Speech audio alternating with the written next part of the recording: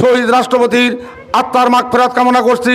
সেই সাথে গণতন্ত্রের মাতা, যিনি এদেশের গণতন্ত্রের রক্ষার জন্য তার জীবন যৌবন সব কিছু বিসর্জন দিয়েছেন, আমাদের গণতন্ত্রের মাতা দেশনেত্রী বেগম খালেদা জিয়া, এবং যার সঠিক নির্দেশনায় জুলাই বিপ্লব হয়েছে, আমাদের ভারপ্রাপ্ত চেয়ারম্যান তারেক রহমানের প্রতি শ্রদ্ধা জ্ঞাপন করে আমি আমার বক্তব্য শুরু করছি। সংগ্রামী সাথী ও বন্ধুরা, আমি যে আদর্শে রাজনীতি করি সেই আদর্শের নাম হলো বাংলাদেশ জাতীয়তাবাদী দলের আদর্শ।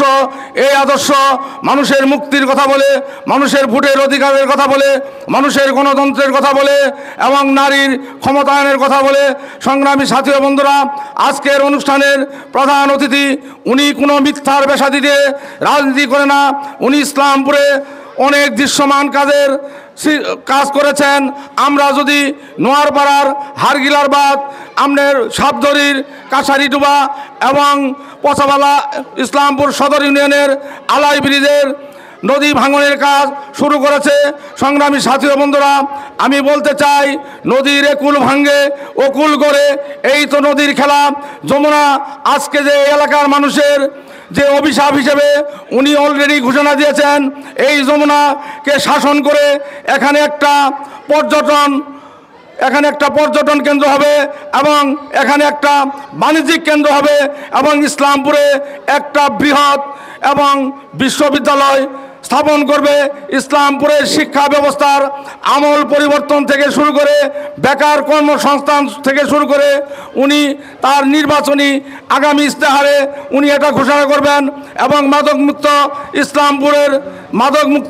ইসলামপুর গড়ার পত্র নিয়ে পরিশেষে সবাইকে ধন্যবাদ দিয়ে আমরা বেশি বেশি বৃক্ষরোপণ করি এবং পরিবেশের ভারসাম্য বজায় রাখি, এই প্রত্যাশা রেখেই আমরা সুখে দুঃখে যে মানুষটাকে পাই সে হলো হালিম ভাই। আমরা আগামী দিনে একজন যোগ্য লোককে আমরা ভোট দিব, আমরা এমপি পাবো, এই প্রত্যাশা রেখে সবাইকে ধন্যবাদ দিয়ে আমি আমার কথা শেষ করছি। আসসালামু আলাইকুম। এ পর্যায়ে বক্তব্য রাখবেন বিশিষ্ট ইসলামী চিন্তাবিদ, সুযোগ্য মানুষ, অত্যন্ত গুণীজন ব্যক্তিত্ব জনাব মোহাম্মদ জুবাইদুল ইসলাম স্যার। তাকে তার সংক্ষিপ্ত বক্তব্য রাখার জন্য অনুরোধ জানাচ্ছি। আসসালামু আলাইকুম ওয়া রাহমাতুল্লাহি ওয়া বারাকাতুহু। আলহামদুলিল্লাহ ওয়াকাফা ওয়া সালামুন আলা ইবাদিহিল্লাযিনা ইসতাফা, আম্মা বাদ।